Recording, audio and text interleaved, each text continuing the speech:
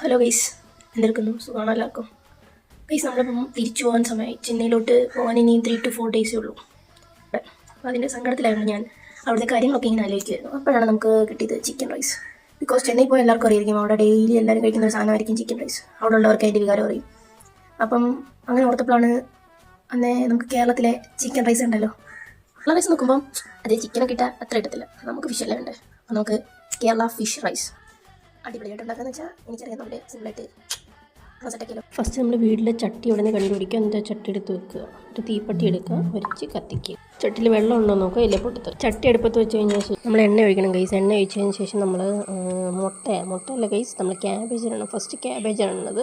Cabbage, ഉള്ളി അങ്ങനത്തെ സാധനങ്ങളൊക്കെ ഇടാം. എനിക്കതൊക്കെ മടിയായതുകൊണ്ട് ക്യാബേജ് മാത്രം ഇടുക ഗൈസ്. അതിന് ശേഷം നമ്മൾ മുട്ട പൊട്ടിച്ച് ഒഴിക്കുക ഗൈസ്. എന്നിട്ട് നമ്മൾ സൂപ്പറായിട്ട് ഇങ്ങനെ ഇളക്കണം ഗൈസ്. ഇളക്കി ഈ ഒരു പരുവാക്കുക.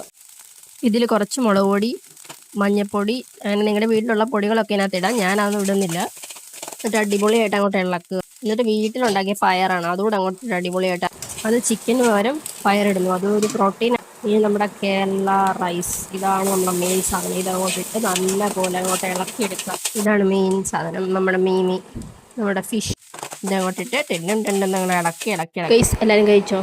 അപ്പോൾ അടിപൊളിയായിട്ട് ഇതുണ്ട്. നോക്കി ഇതിങ്ങോട്ട് ഉരുട്ടി അങ്ങോട്ട് എടുക്കുക. എന്നിട്ടത് വായിലോട്ട് വെക്കുക.